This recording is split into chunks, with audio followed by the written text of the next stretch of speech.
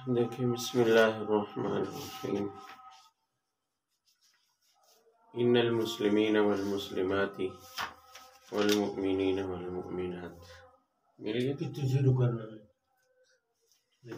35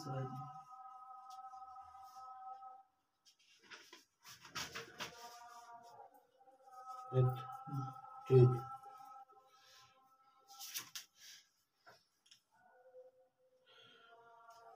آیت درمیان میں رہ گئی تھی، بات چل رہی تھی کہ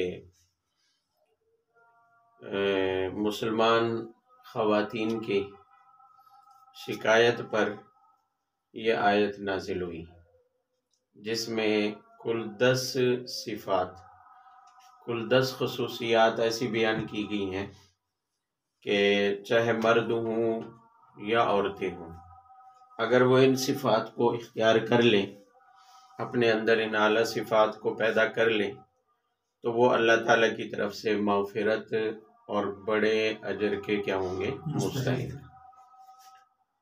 6 صفات کل ہم نے پڑھی تھی، والخاشعین والخاشعات، یہاں تک۔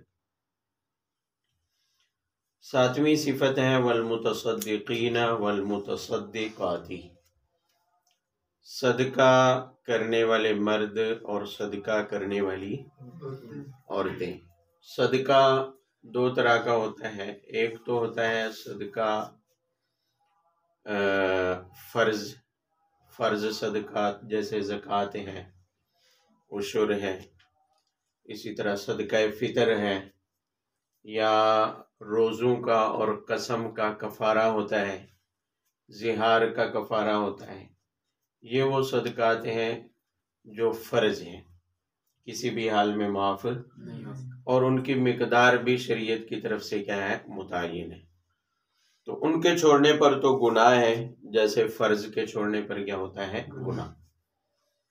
اس کے علاوہ جس طرح دوسری عبادات میں نفل نماز بھی مشروع ہوتی ہے، نفل روزہ بھی کیا ہوتا ہے؟ مشروع، نفل حج بھی ہوتا ہے، نفل عمرہ بھی کیا ہے؟ ہوتا ہے۔ اسی طرح سے مالی صدقات میں نفل صدقات بھی مشروع ہیں، اور ان کا بھی بڑا اجر و ثواب بیان کیا گیا ہے۔ اور یہاں پر والمتصدقین والمتصدقات میں وہی صدقات مالیہ مراد ہیں جو نفل ہوں، جو کیا ہوں؟ فرض تو ہر حال میں لازم ہے، اس کی ادائیگی تو کیا ہے؟ اس لیے فرض عبادات میں نماز کا بھی پیچھے ذکر کوئی نہیں آیا، روزے کا بھی ذکر نہیں آیا، حج کا بھی ذکر نہیں آیا۔ تو یہاں ایسی صفات اضافی کا بیان ہو رہا ہے جو بندے کے ذمے میں ویسے فرض یا واجب نہیں ہے، کیونکہ جو فرض واجب ہیں وہ تو آلریڈی ادا کرنے، اس کی ادائیگی کے بغیر تو کسی قسم کی کوئی چھوٹ ہی۔ ہاں، مزید اجر اور ثواب حاصل کرنے کے لیے نفل صدقے کی ترغیب دی گئی ہے اس جملے میں، کہ اگر کوئی آدمی صدقہ اور خیرات پر عمل پیرا ہوتا ہے تو وہ بھی بڑے اجر کا کیا بنے گا؟ مستحق۔ دوسری بات، ہر عبادت کی کوئی نہ کوئی خصوصیت ہوتی ہے، جیسے نماز ہے، اس میں نظم و ضبط، پابندی اور صبر، ان چیزوں یہ خصوصیت پائی جاتی ہے کہ بندے میں عام طور پر یہ چیزیں پیدا ہوتی ہیں جو نماز کی پابندی کرتا ہے۔ اسی طرح روزوں سے متعلق ہے لعلکم تتقون، کہ روزے سے مراد مقصود شہوت کو توڑنا ہے اور پرہیزگاری اختیار کرنا ہے۔ تو ایسے ہی مالی صدقات کے بھی فوائد ہوتے ہیں۔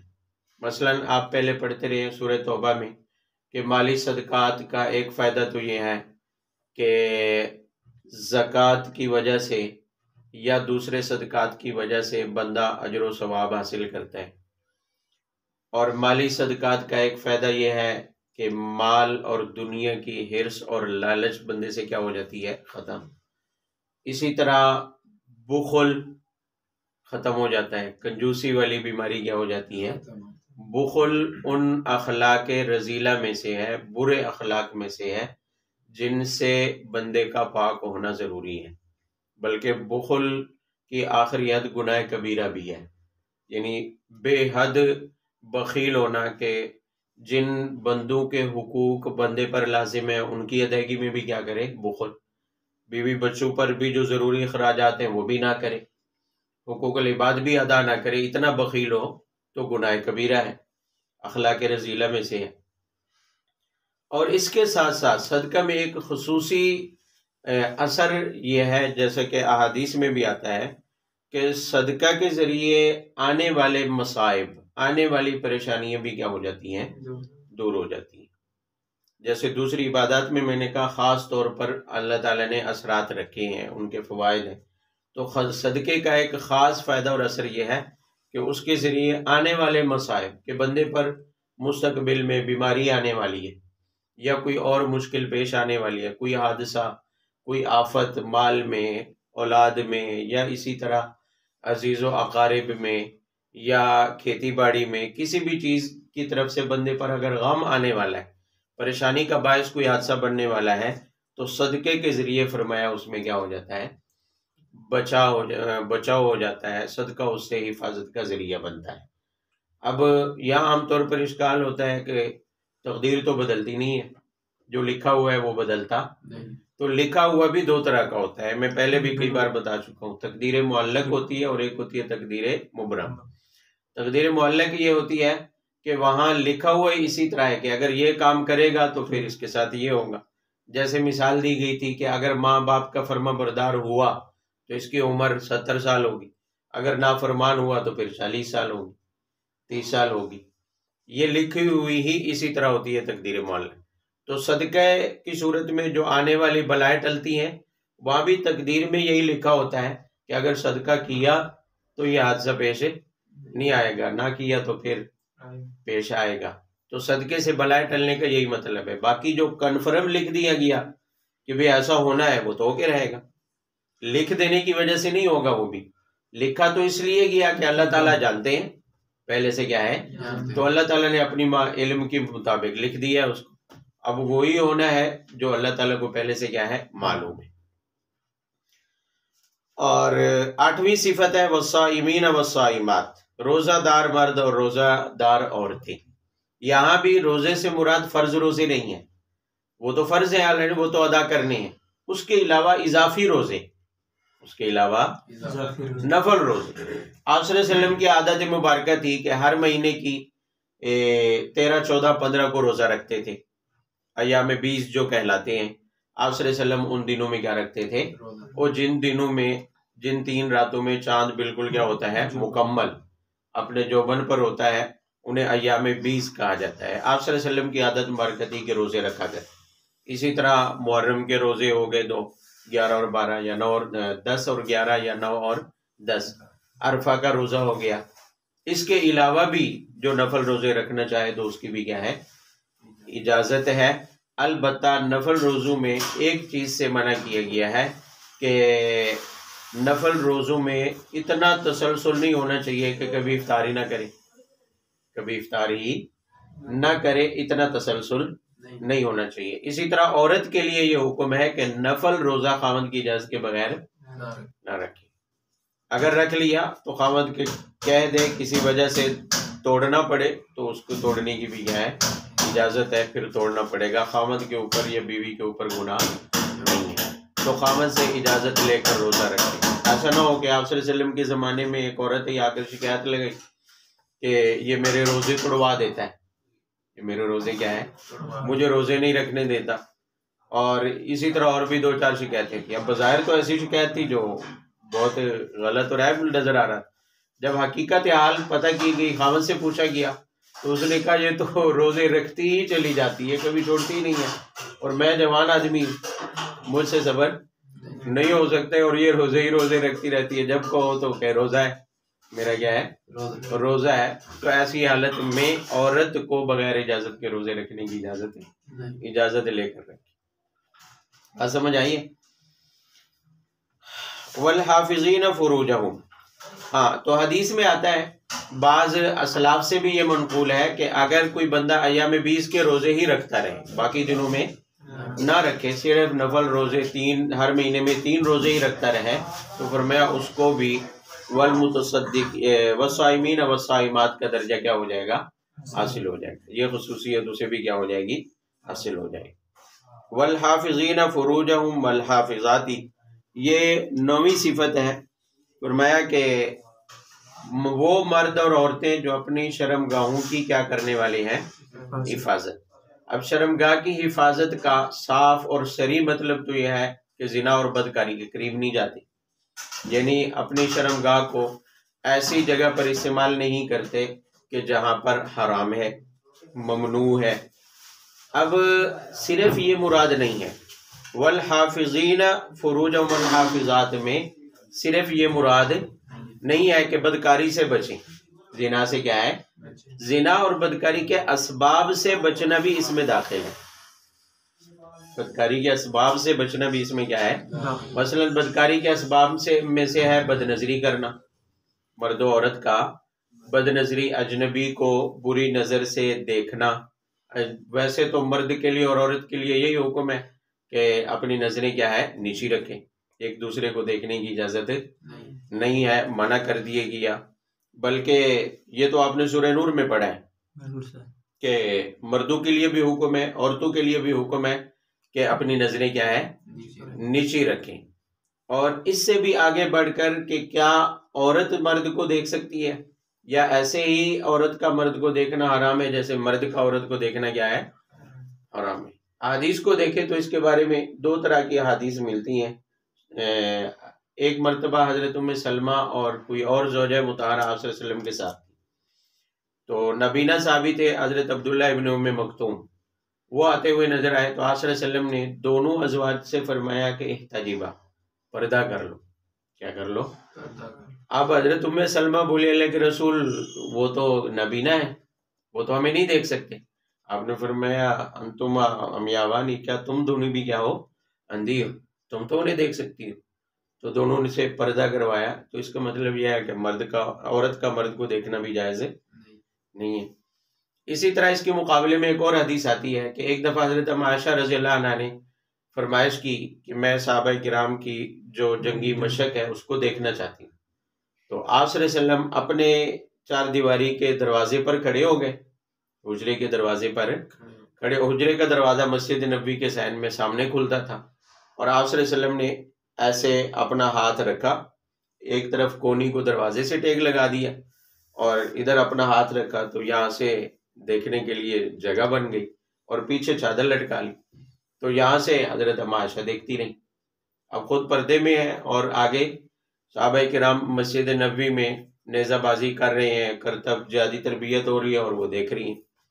تو اس سے بعض حضرات استدلال کرتے ہوئے کہتے ہیں، اور جیسے معلوم بھی ایسا ہی ہو رہا ہے کہ عورت کا اجنبی مردوں کو دیکھنا کیا ہے؟ یہاں تو رسول اللہ نے خود دکھایا ہے، اور جو وہ کر رہے تھے جہادی تربیت وہ تو سامنے تھے اور انہیں ہی دیکھ رہی تھی، تو عورت کا اجنبی مردوں کو دیکھنا کیا ہے؟ جائز ہے۔ سمجھ آ رہی ہے؟ لیکن مسئلہ وہی ہے کہ اپنی نظریں کیا ہے؟ نیچی رکھیں، دیکھنا جائز نہیں ہے۔ یہاں ان دونوں حدیثوں کے درمیان میں فقہاء نے تطبیق یہ دی ہے کہ دراصل حکم تو یہی ہے کہ جس طرح مرد کا اجنبی عورت کو دیکھنا جائز نہیں ہے، جان بوجھ کر قصدن بھول کر اگر نظر پڑ گئی تو پہلی نظر کیا ہے؟ معاف ہے۔ اگر قصدن پڑ گئی، قصدن نظر پڑ گئی تو فوراً ہٹا لینا بھی ضروری ہے، فوراً ہٹا لینا بھی اور دوبارہ دیکھنا بھی جائز نہیں ہے۔ ہاں اگر پہلی نظر پڑ گئی ہے پھر ارادتاً دیکھتے چلے جانا بھی چلو پہلی تو معاف ہے، یہ بھی کیا ہے؟ جب ارادہ شامل ہو گیا تو وہ نہ حرام ہے، وہ کیا ہے؟ غیر ارادی طور پر نظر اچانک پڑ گئی تو وہ کیا ہے؟ معاف ہے۔ اسی طرح عورت کا مرد کو دیکھنا بھی جائز نہیں ہے عام حالات میں، لیکن حضرت عائشہ رضی اللہ عنہ کی اس حدیث کی وجہ سے فقہاء نے کہا کہ اتنی گنجائش ہے کہ اگر کسی جگہ پر فتنے کا اندیشہ نہ ہو، فتنے کا اندیشہ تو محرم کی موجودگی ہو، جیسا کہ رسول اللہ صلی اللہ علیہ وسلم ساتھ میں کیا تھے؟ موجود تھے، محرم کی موجودگی ہو، فتنے کا اندیشہ نہ ہو، بات سمجھ آ رہی ہے؟ تو اس صورت میں عورت مرد کو کیا ہے؟ دیکھ سکتی ہے، جیسا کہ حضرت عائشہ دیکھ رہی تھی۔ لیکن اگر فتنے کا اندیشہ ہو، اور ہمارے زمانے میں تو فتنہ ہے تو لہذا عام حالات میں، معمولی حالات میں دیکھنے کی اجازت نہیں ہے، اور غیر معمولی حالت ہو، محرم ساتھ میں موجود ہو اور جس کو دیکھا جا رہا ہے وہ کوئی ایسی بزرگ شخصیت فنا فی اللہ اللہ والا ہو تو عقیدت کی نظر سے اگر دیکھنا چاہے تو وہ اسے کیا ہے دیکھ سکتی ہے، جبکہ فتنے کا اندیشہ نہ ہو یقینی طور پر۔ ورنہ تو جنید بغدادی یہ کہتے ہیں نا کہ اگر جو ہے وہ حسن بصری ہو سامنے اور دیکھنے والی رابعہ بصریہ ہو یا اس کے برعکس ہو تو فرمایا شیطان وہاں بھی اپنا کام دکھا دیتا ہے۔ تو بہرحال والحافظین فروجہم والحافظات میں نے کہا کہ زنا سے ہی حفاظت ضروری ہے شرمگاہ کی، اسی طرح اسباب زنا سے بھی حفاظت کیا ہے ضروری ہے۔ اسباب زنا میں وہ تمام چیزیں داخل ہیں جو سورہ نور میں منع کی گئی، بغیر اجازت کے کسی کے گھر میں جانا، بغیر اجازت کے کسی کے گھر میں تاک جھانک کرنا، بات سمجھ آ رہی ہے؟ اسی طرح نظریں اٹھا کے چلنا، بد نظری کرنا، یہ وہ اسباب زنا ہے، ان سب سے بچنا بھی کیا ہے ضرور۔ اور آج کل موبائل فون پر بلا وجہ بلا ضرورت عورت سے کیا ہے باتیں کرنا، یہ بھی اسباب زنا میں کیا ہے داخل ہے، شامل ہے اس کے اندر۔ اس لیے موبائل کے اوپر بریکر لگا کے، کوڈ لگا کے، تاکہ کسی اور کی کال نہ آ سکے۔ اگر اچانک آ بھی جاتی ہے کسی عورت کی کال تو ضرورت کی بات بلا ضرورت باتیں کرتے چلے جانا، وہ بھی اسباب زنا میں کیا ہو جائے گا داخل ہو جائے گا۔ وَذَاكِرِينَ اللَّهَ كَثِيرًا وَالذَّاكِرَاتِ، 10ویں صفت آخری صفت ہے، فرمایا جو اللہ کا کثرت سے ذکر کرتے ہیں، وہ مرد اور عورتیں جو اللہ کا کثرت سے کیا ہے کثرت سے ذکر کیا ہوتا ہے ذکر کثیر کیا ہوتا ہے؟ نماز تو ویسے بذات خود کیا ہے ذکر اللہ ہے، نماز کیا ہے بذات خود ذکر اللہ ہے۔ تو نماز کی کثرت، 5 وقتہ نمازوں کے علاوہ بھی نوافل پڑھتے رہیں، 5 وقت کی نمازوں کے علاوہ بھی نوافل کیا ہے؟ تو اگر کوئی 5 وقت کی نمازیں اور اس کے علاوہ جو مستحب نوافل ہیں انہی کی پابندی بھی کرے تو وہ وذاکرین اللہ کثیرن میں کیا ہو جائے گا داخل، ذکر کثیر کرنے والوں میں وہ کیا ہو جائے گا شامل۔ البتہ بزرگ حضرات علماء یہ لکھتے ہیں کہ ذکر کثیر ایک اللہ کا ذکر کرنا، دوسرا ہے ذکر کثیر۔ اس کا ایک مفہوم یہ بھی ہے کہ ہر وقت ہر آن اللہ سے دھیان نہ ہٹے، اللہ کی ذات کی طرف دھیان کیا رہے نہ ہٹے، لگا رہے۔ کچھ صوفیاء میں نقشبندی سلسلے میں ایک ہوتا ہے ذکر قلبی کہتے ہیں، ذکر قلبی، دل ذکر میں مشغول رہے، دل اللہ کی یاد میں کیا رہے، کام کرتے رہیں، اپنے کام میں مصروف رہیں، وہ مجاہدہ کرتے ہیں، اس کی باقاعدہ مشق کرتے ہیں بار بار، اور ہمیشہ مشق کر کر کے مراقبے کر کر کے وہ دل کو اللہ کے ذکر پر لگا دیتے ہیں اور دل چالو ہو جاتا ہے، دل کیا ہو جاتا ہے چالو۔ تو وہ کام کرتے بھی رہیں تو دل اللہ کی طرف کیا رہتا ہے متوجہ۔ ایک صورت تو یہ ہے، دوسری اس سے بھی آسان صورت یہ ہے کہ ہر وقت اللہ کی یاد رہے، ہر وقت اللہ کی، اس کا سب سے آسان ترین طریقہ یہ ہے کہ ہر اچھے کام سے پہلے بسم اللہ پڑھی جائے، ہر اچھے کام سے پہلے بھئی کام ہی کرنا ہے نا، بندے کی مصروفیت کام ہی کی ہوتی ہے، تو ہر اچھے کام سے پہلے کیا ہے بسم اللہ پڑھی جائے، ہر اچھے کام سے پہلے۔ اور جو مسنون دعائیں ہیں مسنون اوقات کی، وہ مسنون دعائیں بھی بندہ پابندی سے کرے تو وہ ذاکرین اللہ کثیرن میں کیا ہو جائے گا داخل ہو جائے گا۔ بھئی بسم اللہ پڑھے گا ہر اچھے کام سے پہلے تو اللہ کا ذکر ہے، اللہ کی یاد رہے گی۔ اسی طرح کوئی اچھا معاملہ پیش آیا تو اس پر الحمدللہ کہہ دے، پانی پیا ہے کھانا کھایا اس کے بعد الحمدللہ کہہ دے، بات سمجھ آ رہی ہے؟ اٹھا ہے تو اٹھنے کی دعا پڑھ لے، نیند سے بیدار ہوا، سویا ہے تو بھی نیند کی کیا ہے سونے کی دعا پڑھ لے، تو اس میں بھی اللہ کا ذکر کیا ہے موجود ہے۔ وضو کر رہا ہے تو وضو کی دعائیں پڑھ لے تو اللہ کا ذکر اس میں کیا ہے موجود ہے۔ کوئی بھی عمل کر رہا ہے تو اس کے شروع میں بسم اللہ پڑھ لے تو اللہ کا ذکر آلریڈی کیا ہے موجود ہے۔ تو اس طرح بھی وہ ذاکرین اللہ کثیرن میں کیا ہو جائے گا ذکر کثیر اس کا ہو جائے گا کہ ہر فعل کے اوپر ہر موقع کے اوپر کوئی نہ کوئی دعا کیا ہے مسنون ہے، اور مسنون دعائیں مرتب ایک جگہ پر کتابوں میں مل جاتی ہیں جو قرآن و حدیث کی مسنون دعائیں ہیں۔ تو صبح کی علیحدہ ہیں، شام کی علیحدہ ہیں، سونے کی علیحدہ، جاگنے کی علیحدہ، کسی کو چھینک ہے تو کیا پڑھا جائے، اگر کسی کو جمائی آئی ہے تو اس پر کیا پڑھا جائے. ہر موقع کی علیحدہ علیحدہ دعائیں کیا ہیں موجود ہیں. ہر موقع کی کسی سے ملے ہیں، اگر کسی کے پاس اگر کھانا کھایا ہے، کھانا کھا کر دعوت سے فارغ ہوئے تو اس کو کیا دعا دینی ہے. تو ہر موقع کی دعائیں اگر مسنون یاد کر لی جائیں اور ان کی پابندی کی جائے تو پھر یہ ذکر کثیر میں کیا ہو جائیں گے، داخل ہو جائیں گے. بہت ہی آسان طریقہ ہے. اعد اللہ لہم مغفرۃ واجرا عظیما، یہ آخر میں وعدہ ہے کہ یہ 10 صفات جو بندے اپنے اندر پیدا کر لیں، اللہ تعالیٰ نے ان کے لیے بخشش تیار کر رکھی ہے، اور اجرا عظیما، بہت بڑا اجر بھی ان کے لیے کیا کیا ہے. اب اجرا عظیما میں کوئی حدود نہیں بتائی ہیں، کوئی تعداد، کوئی ضخامت بتائی نہیں ہے کہ کتنا بڑا اجر ہے، کتنا بڑا اجر ہے. یہ ایسے موقع پر ہوتا ہے عام طور پر کہ جہاں پر بندوں کا وہم و گمان یا خیال وہاں تک نہیں پہنچ سکتا کہ اللہ تعالیٰ کے ہاں ان صفات کے پیدا کرنے پر مومنین کے لیے کتنا بڑا اجر ہے. بندے اس کے بارے میں یا بندوں کی عقل اس کو اپنے خیال میں لا ہی نہیں سکتی ہے. اس لیے اللہ تعالیٰ پھر ایسا وعدہ فرماتے ہیں کہ بہت بڑا اجر ہوگا. لیکن عظیمہ بڑا ہوگا اللہ تعالیٰ کی شان کے مطابق. تو ایک بادشاہ بھی اگر کسی کو ہدیہ دے تو ظاہر ہے وہ 10-20 روپے کا تو نہیں دے گا. بادشاہ اپنی حیثیت سے ہدیہ دیتا ہے، عام آدمی اپنی حیثیت سے کیا دیتا ہے. تو جو بادشاہوں کا بادشاہ ہے، جو اصل شہنشاہ ہے، خالق کائنات ہے، جو ان خزانوں کا بھی کیا ہے خالق ہے، تو اس کا ہدیہ اور انعام تو سب سے کیا ہوگا، بڑا، اپنی شان کے مطابق ہوگا. جیسے اللہ کی شان عظیم ہے، اسی طرح اس کا دیا ہوا تحفہ، اس کا انعام بھی کیا ہوگا، عظیم ہوگا. وما كان لمؤمن ولا مؤمنة اذا قضى الله ورسوله امرا، یہاں سے لے کر آخر رکوع تک آیات کا تعلق ایک خاص واقعے سے ہے. واقعہ پہلے گزر چکا تھا، وہ ہم نے سورہ احزاب کے شروع میں کچھ عرض کر دیا تھا، دوبارہ اس کو لے آتے ہیں تاکہ آیات کو سمجھنا آسان ہو جائے. یہ آیات نازل ہوئی ہیں حضرت زید ابن حارثہ، جو آپ صلی اللہ علیہ وسلم کے منہ بولے بیٹے تھے، لے پالک بیٹے تھے. وہاں تو صرف اتنا بتایا گیا تھا کہ لے پالک بیٹے حقیقی بیٹے نہیں ہوتے، لے پالک بیٹے حقیقی بیٹوں کی طرح نہیں ہوتے. یہ بات سمجھانے کے لیے وہاں واقعے کو دہرایا تھا.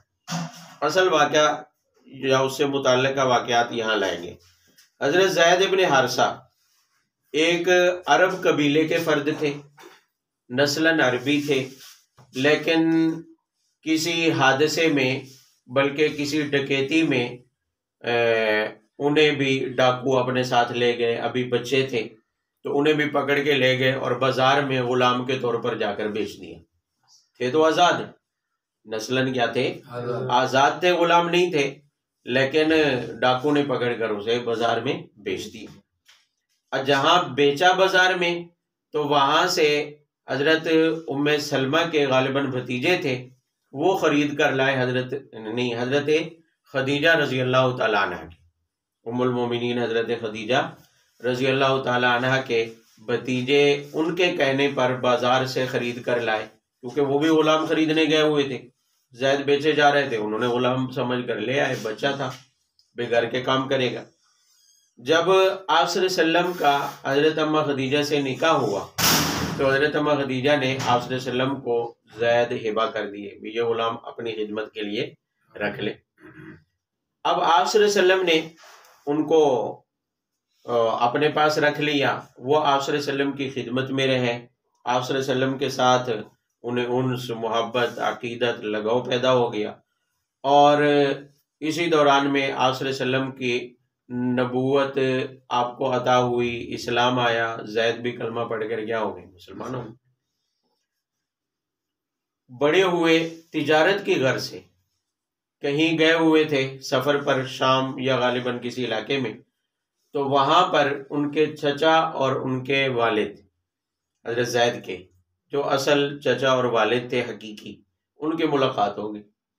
انہوں نے زید کو پہچان لیا اور پکڑ لیا کہ ہم تو گھر لے جائیں گے تمہیں، ہم تو ڈھونڈ رہے ہیں تب سے. تو زید نے کہا کہ میرے ساتھ وہاں چلو، میں بغیر اجازت کے تھوڑی جا سکتا ہوں. تو مکہ میں لے آیا ان کو آپ صلی اللہ علیہ وسلم کے پاس، اور آ کر انہوں نے مطالبہ کیا کہ ہمیں زید دے دیں.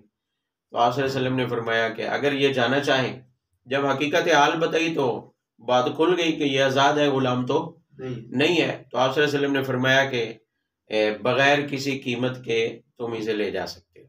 وہ کہنے لگے کہ ہم اس کی قیمت دینے کے لیے کیا ہیں؟ تیار. اس کا فدیہ دینے کے لیے کیا ہیں؟ تیار ہیں. آپ لے لیں اور اسے چھوڑ دیں. آپ نے فرمایا بغیر کسی فدیے کے، بغیر کسی تاوان کے یہ جا سکتا ہے اگر یہ تمہارے ساتھ جانا چاہے. لیکن حضرت زید نے انکار کر دیا کہ میں تو اب آپ صلی اللہ علیہ وسلم سے جدا نہیں ہوں گا، میں تو آپ کی خدمت میں رہوں گا، میں تمہارے ساتھ نہیں جا سکتا. جب یہ بات ہوئی تو آپ صلی اللہ علیہ وسلم نے اعلان فرما دیا کہ آج کے بعد زید میرا کیا ہے؟ بیٹا ہے، اور میں آج کے بعد اسے کیا کرتا ہوں؟ آزاد. اب چچا کو اور والد کو چلے یہ تسلی ہو گئی کہ آزاد تو ہو گیا، اب غلام تو نہیں رہا، اور یہ بھی معلوم ہے کہ زندہ ہے، ملاقات بھی ہوتی رہے گی. تو وہ دونوں اب انہوں نے اصرار کرنا چھوڑ دیا کہ جب ہمارے ساتھ جانے کے لیے تیار بھی نہیں ہے اور یہ بھی تسلی ہے کہ اچھی جگہ پر کیا ہے؟ موجود ہے، تو لہٰذا انہوں نے اپنا اصرار چھوڑ دیا اور زید آپ صلی اللہ علیہ وسلم کے ساتھ رہے. اب عرب کا دستور تو تھا کہ وہ منہ بولے بیٹے کو بھی کیا سمجھتے تھے؟ بیٹا. تو لوگ انہیں زید بن محمد کہنے لگے، زید بن محمد. اب ظاہر ہے جب آپ صلی اللہ علیہ وسلم نے انہیں منہ بولا بیٹا بنایا اور وہ شادی کی عمر کو پہنچے تو آپ صلی اللہ علیہ وسلم کو فکر ہوئی کہ ان کا رشتہ بھی کروانا چاہیے. اب عرب کے معاشرے میں، خاص کر مکہ کے چودھریوں میں، ایک ایسے نوجوان کو رشتہ ملنا جس کے اوپر غلامی کا دبا لگ چکا ہو، یہ کوئی اتنا آسان کام نہیں تھا. اب آپ صلی اللہ علیہ وسلم کافی سوچ و بچار کرنے کے بعد اپنی پھوپھی ذات زینب بنت جہش کے پاس نکاح کا پیغام بھجوایا. آپ کی پھوپھی کی بیٹی تھی زینب بنت جہش.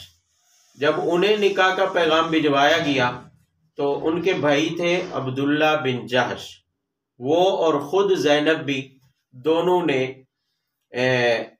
اول تو یہ سمجھا کہ شاید آپ صلی اللہ علیہ وسلم اپنے لیے پیغام نکاح بھجوا رہے.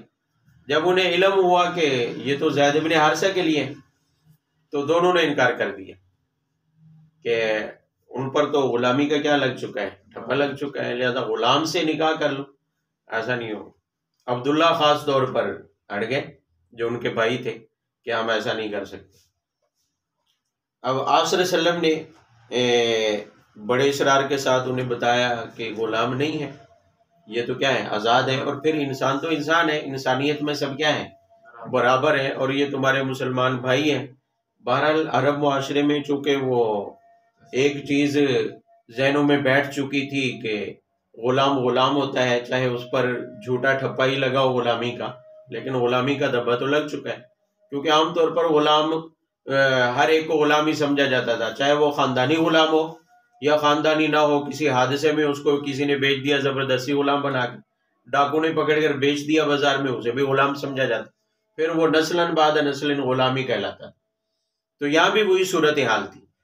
تو اس پر آیات نازل ہوئی قرآن پاک کی، اور ان دونوں کو خاص طور پر تنبیہ کی گئی ان آیات میں. ذرا ان آیات کو دیکھ لیں، واقعہ یہاں پورا نہیں ہوا، واقعہ آگے مکمل ہوگا، لیکن اس سے متعلقہ جو آیت ہے اس کو سمجھ لیں. تو یہ آیت نازل ہوئی جس موقع پر عبداللہ ابن جہش نے اور زینب بنت جہش دونوں بہن بھائی نے انکار کر دیا. تو اس پر یہ آیت نازل ہوئی اور کہا گیا ما کان لمؤمن ولا مؤمنۃ اذا قضى الله ورسوله امرا ان يكون لهم الخيرة من امرهم. توجہ سے فرمایا گیا کہ کسی بھی مومن مرد یا عورت کے لیے تب کوئی اختیار باقی نہیں رہتا جب اللہ تعالیٰ کے رسول کسی کام کا حکم دے.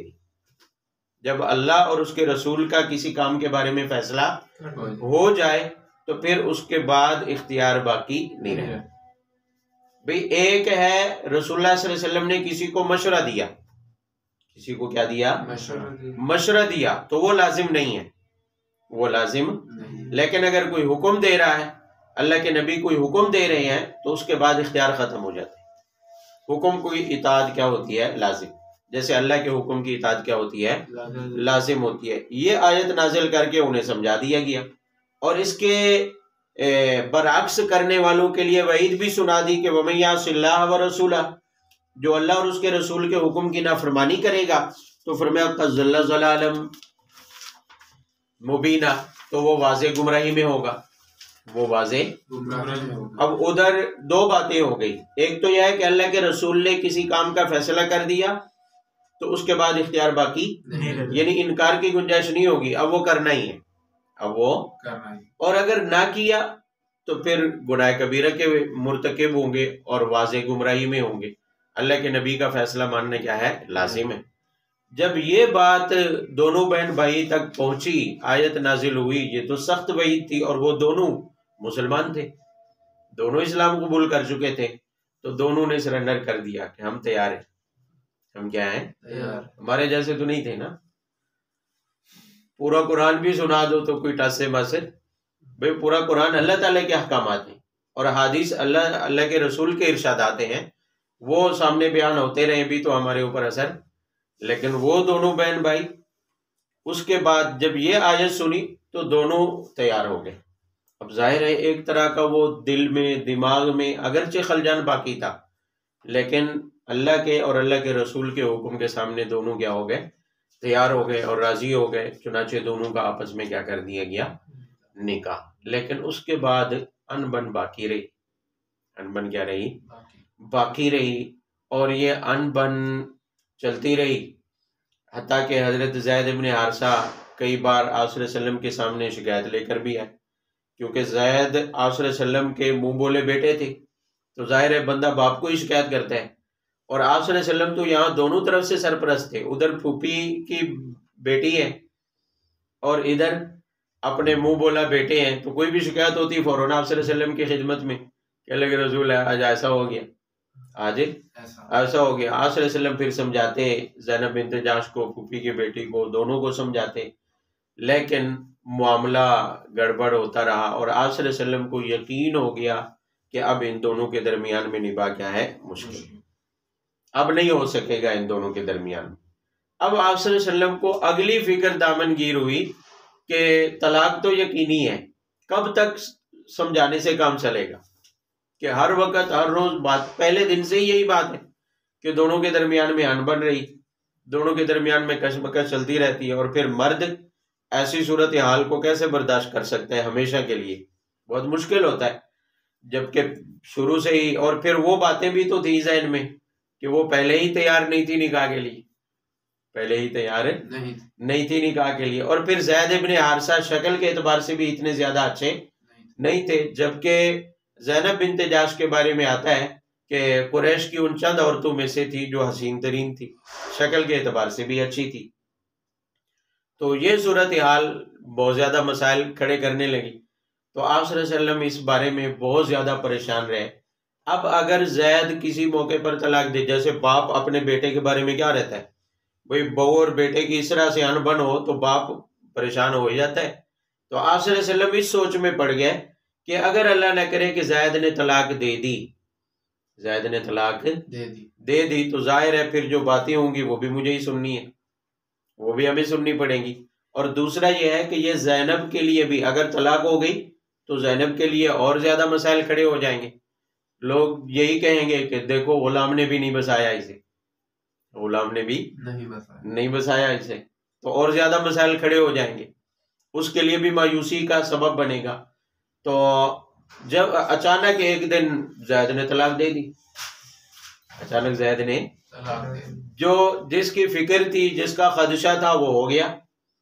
اب آپ صلی اللہ علیہ وسلم سوچ میں پڑ گئے کہ یہ تو جو ہونا تھا وہ ہو گیا، اب آگے زینب کو مایوسی سے یا لوگوں کے طعنوں سے بچانے کی فکر دامن گیر ہوئی، کیونکہ ادھر سے بھی سرپرست حقیقت میں آپ صلی اللہ علیہ وسلم ہی ہے، اور آپ کے حکم پر ہی یہ نکاح ہوا تھا اور انہوں نے منظور کیا تھا، تو آپ صلی اللہ علیہ وسلم نے زینب کو اور اس کے خاندان کو پریشانی سے بچانے کے لیے دل میں خیال آیا کہ میں ہی نکاح کر لوں، میں ہی کیا کر لوں، اس طرح سے ان کی مایوسی اور ان کے دیے جانے والے طعنوں کو تو روکا جا سکتا ہے کہ لوگ یہ نہیں کہہ سکیں گے کہ دیکھو غلام نے بھی اسے اپنے پاس نہیں بسایا۔ جب آپ صلی اللہ علیہ وسلم سے نکاح ہو جائے گا تو اللہ کے نبی سے اگر نسبت ہو گئی تو ظاہر ہے لوگوں کے منہ خود بخود کیا ہو جائیں گے، بند ہو جائیں گے، اور آپ صلی اللہ علیہ وسلم قریش کے خاندان میں بھی ویسے بھی معزز تھے، نسب کے اعتبار سے بھی کیا تھے، معزز تھے، تو اس طرح سے زینب کو بھی اس نکاح کے اوپر کیا ہوگا؟ فخر ہوگا۔ لیکن یہاں پھر دوسری پریشانی موجود تھی کہ عرب معاشرے میں منہ بولے بیٹے کو تو بیٹا کہا جاتا ہے، پھر منافقین کے اور باتیں کرنے والوں کے منہ کون بند کرے گا؟ وہ تو باتیں کریں گے، کیونکہ مخالفین کے منہ تو بند نہیں کیے جا سکتے۔ تو اب آپ صلی اللہ علیہ وسلم ایک اس کشمکش میں مبتلا ہو گئے کہ زینب سے نکاح کریں یا نہ کریں، اور ادھر طلاق ہو گئی تو پریشانی بڑھ گئی۔ تو اس پر آگے والی آیات نازل ہوئی جس میں یقینی طور پر آپ صلی اللہ علیہ وسلم کو قطعی طور پر حکم دے دیا گیا کہ ہم نے آپ کا نکاح زینب سے کر دیا، ہم نے آپ کا نکاح، یعنی اللہ نے فیصلہ جاری فرما دیا کہ آپ کا نکاح ہماری طرف سے زینب کے ساتھ ہو گیا ہے۔ رہی بات لوگوں کی باتوں کی تو فرمایا لوگوں سے کیا ڈرنا، واللہ حق ان تخشى، اللہ زیادہ مستحق ہے اس بات کا کہ اللہ سے کیا ہے ڈرا جائے، لوگوں سے ڈرنے کی کیا ضرورت ہے، نکاح ہو گیا۔ اب جب اللہ کا حکم آ گیا اور اللہ کی طرف سے فیصلہ آ گیا کہ آپ سے نکاح ہو چکا ہے، اب اللہ کی طرف سے نکاح ہو چکا تو اب اس نکاح سے انکار تو نہیں ہو سکتا، باتیں شروع ہو گئی۔ منافقین کہاں منہ بند رکھنے والے تھے، منافقین کہاں منہ بند رکھنے والے تھے۔ تو یہ آیات نازل کر کے اس کے مقاصد بتائے گئے، جن میں سب سے بڑی حکمت یہ بتائی گئی کہ عرب کی اسی غلط رسم کو ختم کرنے کے لیے کہ لوگ کیا سمجھتے تھے، منہ بولے بیٹے کو حقیقی بیٹا اور اس کی بیوی کو حقیقی بہو سمجھتے تھے، اور اس سے نکاح کرنے کو بیٹے کی طلاق کے بعد حرام سمجھتے تھے۔ فرمایا کہ نبی سے ایسا نکاح کروا کے ہمیشہ ہمیشہ امت کے لیے کیا کر دی گئی؟ آسانی، تاکہ لوگوں پر تنگی نہ رہے۔ بھئی اگر آپ صلی اللہ علیہ وسلم صرف ان منافقین کی باتوں کی وجہ سے اس نکاح سے باز رہتے، یہ نکاح نہ ہوتا، یہ نکاح نہ ہوتا، تو امت میں کس کو جرأت ہو سکتی ہے؟ امت کی حالت تو یہ ہے کہ پہلی بیوی کے بعد دوسری کی ضرورت کے باوجود جرأت نہیں ہوتی، حالانکہ وہ منع نہیں ہے، نہ کوئی منافق باتیں کرتا ہے، صرف معاشرتی رویوں کی وجہ سے، نا طرز معاشرت کی وجہ سے کہ حالات ایسے بن گئے ہیں، معاشرہ ایسا بن گیا ہے کہ دوسری بیوی کوئی نہیں کرتا، بدکاری کے اڈوں پر چلے جاتے ہیں، ادھر ادھر منہ مار کے حرام کاری کر لیتے ہیں لیکن دوسری شادی نہیں کرتے۔ اور لوگوں کے بھی یہ عجیب سے رویے بن گئے ہیں کہ بندہ دوسری شادی کرے تو کہتے ہیں لو جی وہ ڈل آفر بن گیا ہے، اور اگر کہیں بدکاری کرتا ہوا پکڑا بھی جائے تو کوئی مسئلہ نہیں ہوتا، یعنی حلال پر تانے اور حرام پر کوئی تانا نہیں ہے، اس پر کوئی مسئلہ نہیں ہے کسی کو کہ ساری زندگی بندہ بدکاری کرتا ہے، کوئی مسئلہ نہیں ہے، لیکن اگر پہلی شادی کے بعد دوسری کر لے تو بہت بڑی غلطی کر لی اس نے۔ تو یہاں بھی یہی صورتحال ہوتی کہ اللہ کے رسول سے اگر اس غلط رویے کو ختم نہ کروایا جاتا تو آپ صلی اللہ علیہ وسلم کے بعد بتائیں کسی کو جرأت ہو سکتی تھی ایسا نکاح کرنے کی؟ کسی کو بھی نہیں۔ تو امت کے لیے آسانی کر دی گئی ہمیشہ ہمیشہ کے لیے کہ اللہ کے نبی نے کیا ہے، لہذا اب امتی اگر کرنا چاہے تو بلا دھڑک کر لے، شرط یہ ہے کہ بذات خود بزدل نہ ہو، ورنہ ہمارے جیسے بزدل تو دوسری نہیں کر سکتے تو وہ کیسے کریں گے؟ دیکھیں ذرا وَإِسْتَقُولُ، اگلی آیت ذرا الفاظ کو دیکھ لیں، وَإِسْتَقُولُ لِلَّذِي أَنْعَمَ اللَّهُ عَلَيْهِ وَأَنْعَمْتَ عَلَيْهِ أَمْسِكْ عَلَيْكَ زَوْجَكَ، کہ اللہ کے نبی اس وقت کو یاد کریں جب آپ اس شخص کو کہہ رہے تھے، الذی سے مراد، الذی سے مراد زید، الذی سے مراد زید، کہ اللہ نے تم پر انعام کیا، اللہ نے تم پر انعام کیا، اور میں نے بھی تم پر کیا کیا ہے؟ انعام۔ کیسے؟ کہ تمہارا نکاح کروایا، تمہیں تو رشتہ عرب کے آزادوں میں سے تو کوئی رشتہ دینے والا ہی نہیں تھا، ہم نے تمہیں دلوایا، اللہ کا احسان ہے۔ امسک علیک زوجک، بیوی سے نباہ کرو۔ آپ صلی اللہ علیہ وسلم یہ بار بار زید کو کیا ہے؟ سمجھاتے تھے۔ تو اللہ تعالیٰ فرما رہے ہیں کہ اس وقت کو یاد کرو کہ کیسے آپ زید کو یہ باتیں سمجھا رہے تھے کہ اللہ تعالیٰ نے آپ پر احسان کیا، میرا تم پر کیا ہے؟ احسان ہے کہ اپنی بیوی کو روک لو، اپنے پاس رکھ لو، جیسے تیسے ہے نباہ کرو، واتق اللہ، اور اللہ سے کیا ہے؟ ڈرتے رہو۔ لیکن وتخفی فی نفسک، وتخفی، یہ وہ بات ہے جو آپ صلی اللہ علیہ وسلم کو خدشہ تھا کہ یہ تو یقین ہو گیا کہ زید نے طلاق دینی ہے، پھر دے بھی دی طلاق، لیکن آپ صلی اللہ علیہ وسلم کو یہ خدشہ کہ اگر طلاق ہوئی یا جیسے جب طلاق ہو گئی تو پھر زینب اور اس کے خاندان کو طعنوں سے مایوسی سے بچانا کہ یہ تو غلام نے بھی اس کو نہیں بسایا، غلام نے بھی طلاق دے دی ہے اس کو، اس مایوسی سے بچانے کے لیے اب اگلی فکر یہ تھی کہ میں نکاح کر لوں، وہ تو مایوسی سے نکل آ جائیں گے، ان کے لیے تو قابل فخر ہوگا، لیکن پھر اگلی بات کیا ہوگی؟ فرمایا وَتَخْشَ النَّاسَ، آپ لوگوں سے ڈر رہے تھے، آپ لوگوں سے ڈر رہے تھے، وَاللَّهُ حَقُّ أَن تَخْشَى، لیکن اللہ زیادہ مستحق ہے کہ اس سے بھئی ڈر صرف کس کا ہونا چاہیے؟ اللہ کا ہونا چاہیے۔ فَلَمَّا قَضَى زَيْدٌ مِّنْهَا وَطَرًا زَوَّجْنَاكَ، آگے فیصلہ بھی سنا دیا گیا کہ جب زید نے اپنی ضرورت پوری کر لی، یہاں وطرہ سے مراد خاص عدت کا پورا ہونا ہے کہ عدت خاوند کا ہی استحقاق ہوتا ہے، طلاق کے بعد عدت جو عورت کی ہوتی ہے وہ خاوند کا ہی کیا ہوتا ہے؟ استحقاق۔ جب زید نے وہ استحقاق پورا کر لیا، یعنی ان کی عدت کیا ہو گئی؟ پوری ہو گئی، تو زوجنا کہا، ہم نے زینب سے آپ کا نکاح کیا ہے؟ کر دیا۔ اللہ تعالیٰ نے اپنی طرف نسبت کی ہے زوجنا، کہ اس کے بعد گنجائش نہیں ہے کہ ہم نے آپ کا نکاح زینب سے کر دیا ہے۔ آگے اس کی حکمت بیان کی ہے، لِكَيْ لَا يَكُونَ عَلَى الْمُؤْمِنِينَ حَرَجٌ، تاکہ مومنین پر تنگی نہ ہو، فی ازواج ادعیائہم، لے پالک بیٹوں کی بیویوں کے بارے میں، لے پالک بیٹوں کی بیویوں، اگر کسی اور کے ساتھ یہ معاملہ پیش آتا ہے، کسی اور کے ساتھ کہ ایک لے پالک ہے، منہ بولا بیٹا ہے، بیوی کو چھوڑ دیتا ہے، اب ان کو مصلحت اس میں نظر آتی ہے کہ میں نکاح کر لوں، یا ضرورت محسوس ہوتی ہے، تو اس کے لیے کوئی تنگی نہیں رہے گی۔ اس کے لیے سب سے بڑی دلیل کیا ہے؟ کہ پیغمبر نے ایسے کیا، پیغمبر نے، اور پیغمبر کے لیے سب سے بڑی دلیل زوجنا کہا، اللہ نے کر دیا ہے، اللہ نے کر دیا، تو تنگی ختم ہو گئی۔ اذا قضوا منہن وطرا، ہاں البتہ وہ شرط ہے کہ منہ بولے بیٹے کی بیوی سے بھی نکاح تب جائز ہے جبکہ وہ اپنی ضرورت کیا کر لے؟ پوری، یعنی ان کی عدت کیا ہو جائے؟ ختم، طلاق ہو جائے، طلاق کے بعد عدت بھی کیا ہو جائے؟ ختم ہو جائے، تو پھر نکاح ہو سکتا ہے۔ وَكَانَ أَمْرُ اللَّهِ مَفْعُولًا، یہ اصل جملہ ہے اس ساری حقیقت کے سامنے، اس حقیقت کو بیان کرنے کے لیے کہ اگر آپ بالفرض پھر بھی ڈرتے رہتے تو کان امر اللہ مفعولا، اللہ کا کام تو ہو کر رہتا ہے، اسے کوئی ٹال نہیں سکتا ہے، لہذا آپ کو تو یہ کرنا ہی تھا، آپ کو تو یہ کرنا ہی تھا۔ ما کان علی النبی من حرج فیما فرض اللہ له سنت اللہ فی الذین خلو من قبل۔ اگلی آیت میں ایک اور حقیقت کو واضح کیا گیا آپ صلی اللہ علیہ وسلم کے سامنے، وہ یہ ہے کہ فرمایا جیسے یہ نکاح کا معاملہ ہوا اور اللہ تعالیٰ کی طرف سے حکم آیا، اور اللہ تعالیٰ کے حکم کو ٹالا نہیں جا سکتا ہے، لیکن نبی صلی اللہ علیہ وسلم اس لیے ہچکچا رہے تھے کہ لوگ باتیں کریں گے، منافقین کیا کریں گے؟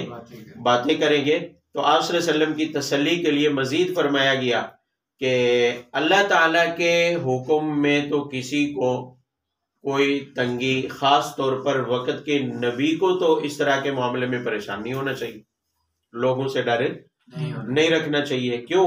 سنت اللہ فی الذین خلو من قبل، آپ سے پہلے جو انبیاء گزرے ہیں انہیں بھی یہی حکم تھا کہ اللہ کے علاوہ کسی اور کا ڈر نہیں ہونا چاہیے، اللہ تعالیٰ کے علاوہ کسی اور کی ملامت کا کوئی خوف، یہی ہر مومن دیندار کو بھی حکم ہے کہ دین پر عمل کرتے ہوئے، شریعت پر عمل کرتے ہوئے کسی ملامت کرنے والے کی ملامت کا خوف، یہی انبیاء کی صفت ہے، یہی مومن کی اصل کامل ایمان کی صفت ہے کہ شریعت پر عمل کرنے میں کسی قسم کی کوئی شرم، کوئی ڈر، لوگوں کی باتوں کا کوئی خوف نہیں ہونا چاہیے۔ بہت سارے لوگ ہم میں سے کیا ہے، شریعت کے بہت ساری چیزوں سے اس لیے بھی دور رہتے ہیں کہ لوگ کیا کہیں گے، لوگ کیا کہیں۔ شادی بیاہ کے معاملے میں دیکھ لیں، غمی کے معاملے میں دیکھ لیں، ہم جتنی بھی رسمیں اور رواج کرتے ہیں کس لیے کرتے ہیں؟ جبکہ جن کو یقین بھی ہوتا ہے کہ یہ شرعاً جائز نہیں ہے، یہ شریعت کا حکم نہیں ہے، خلاف شریعت ہے، پھر بھی ہم اس کو کر رہے ہوتے ہیں۔ کیوں کر رہے ہوتے ہیں؟ لوگ کیا کہیں گے، لوگ نہیں ہوتا۔ بھئی یقین ہے کہ شادی کی جتنی بھی رسومات ہیں بلا وجہ قرض اٹھا کے بڑے بڑے خرچ کرنا، بڑے بڑے جہیز دینا، یہ ساری صورتحال کرنا، یہ کس لیے کر رہے ہوتے ہیں؟ اس لیے کہ لوگ کیا کہیں گے، ورنہ یقین ہے کہ شریعت میں یہ چیزیں جائز نہیں ہے، اور بوجھ بھی محسوس ہوتا ہے، پتہ بھی ہے کہ اسی کی وجہ سے ہمارے اوپر کیا آیا ہوا ہے، بوجھ بنا ہوا ہے کہ بیٹی پیدا ہو جائے تو باپ اسی دن سے بوڑھا ہونا شروع ہو جاتا ہے، اسی دن باپ کو فکر لگنا کیا ہو جاتی ہے، بیٹی پیدا ہوئی اور ادھر باپ کو یہ فکر دامن گیر ہوئی کہ اس کا جائز تیار کرنا ہے۔ ہوتا ہے کہ نہیں ہوتا؟ ہوتے ہی پہلی دعا کیا نکلتی ہے کہ کیا پیدا ہوئی بیٹی، تو پہلا جملہ سننے والے کی زبان سے کیا نکلتا ہے، اللہ نصیب اچھے کے، اللہ نصیب اچھے کے۔ مطلب یہ ہے کہ در پردہ کہنے والا یہ کہہ رہا ہوتا ہے، کہنے والا یہ کہہ رہا ہوتا ہے کہ بچوں اب تیری خیر نہیں ہے، تیرے دن شروع ہو گئے۔ وہ تو اسی دن سے بوڑھا ہو گیا بیچارہ، پہلی بیٹے پیدا ہوگی تو وہ اس غم میں، یہ غم اس کو لائق ہو گیا کہ اب اس کی شادی کا انتظام کر لیں۔ یہ پتہ ہوتا ہے لیکن اس کے باوجود بھی لوگ کیا کہیں گے کی وجہ سے کرنا پڑتا ہے، کرتے رہتے ہیں، کیا ہے، لیکن کامل مومن کی یہ شان نہیں ہے۔ لوگ الٹے بھی لٹک جائیں، کچھ کا کچھ ہو جائے، شریعت کے خلاف نہیں ہونا چاہیے، شریعت کے خلاف نہیں ہونا چاہیے۔ بھئی اگر ایسا ہوتا لوگ کیا کہیں گے تو نبی گھر بیٹھے رہتے، طائف میں نہ جاتے دعوت دینے کے لیے، کہ بچے انہوں نے پیچھے لگا دیے، پتھر مارتے رہے، اور مشرکین مکہ نے کتنے ہنگامے کھڑے کیے، کتنے صحابہ کرام کو ستایا، کتنی تکلیفیں دی۔ اگر مایوس ہو کر گھر بیٹھنا تھا اور لوگوں کی باتوں سے بچنا تھا تو آپ یہ سارا کچھ کیوں کرتے؟ آپ نے تو کسی کی ملامت کا کوئی خوف نہیں کیا۔ فرمایا کہ اگر میرے ایک ہاتھ پر سورج لا کر رکھ دے، دوسرے ہاتھ پر چاند لا کر رکھ دے تو پھر بھی میں کروں گا۔ اسی کو کہا گیا ہے استقامت۔ کیا کہا گیا ہے؟ استقامت۔ ایمان لانا اور ایمان لانے کے بعد اس پر استقامت کرنا، مطلب ڈٹ جانا۔ شریعت کو ماننا یہ تو ہے ایمان، اور اس پر عمل کرنے کے لیے ڈٹ جانا اور اس کے خلاف نہ کرنا، چاہے دنیا کچھ کی کچھ ہو جائے، اسی کو استقامت کہا جاتا ہے۔ تو استقامت شرط ہے، اور یہی یہاں پر نبی کو سکھائی جا رہی ہے کہ سنت اللہ فی الذین خلو من قبل وکان امر اللہ قدرا مقدورا۔ اللہ تعالیٰ جس کام کے بارے میں فیصلہ کر چکے وہ تو ہو کے رہتا ہے، لہذا لوگوں کے باتیں کرنے سے کیا ہوتا ہے، لوگوں کے باتیں کرنے سے کیا ہوتا ہے، لہذا لوگوں کے باتیں کرنے سے نہیں ڈرنا چاہیے، لوگوں کی ملامت کا خوف نہیں ہونا چاہیے، شریعت کے معاملے میں ڈٹ کر شریعت پر عمل پیرا ہو جائے، باقی جو ہوتا ہے دیکھا جائے گا، وہ تو اللہ کے حوالے، وہ تو کیا ہے، اللہ کے حوالے، اللہ کے سپرد ہے، آگے کیا ہوتا ہے۔ بھی میں مولوی اس لیے نہیں بنوں گا کہ بعد میں رشتہ نہیں ملے گا، ہیں اگلے کہیں گے یہ تو ملا ہے، کھائے گا کہاں سے، کمائے گا کہاں سے، ہماری بچی کو کیا کھلائے گا، کہاں سے کھلائے گا، تو رشتے ہو جاتے۔ مولویوں کے نہیں ہوتے رشتے، حقیقت یہ ہے کہ یقین کریں اگر مولوی دو دو تین تین چار چار کرنا چاہے تو آسانی سے مل جاتی، اتنی آسانی سے غیر مولویوں کو رشتے نہیں ملتے جتنے مولویوں کو ملتے۔ ہاں یہ الگ بات ہے کہ بہت سارے ایسے لوگ ہیں جن کی ذہنیت یہ ہے کہ وہ مولویوں کو رشتے نہیں دیتے، کہ یہ کھائیں گے کہاں سے، کمائیں گے۔ یہ صرف وہ لوگ ہیں جن کے دماغ میں صرف دنیا بسی، صرف دنیا جن کے دماغ میں بسی ہے، ورنہ مولویوں کے پاس آئی ہوئی بیویاں کون سی کوئی بھوکی ہیں؟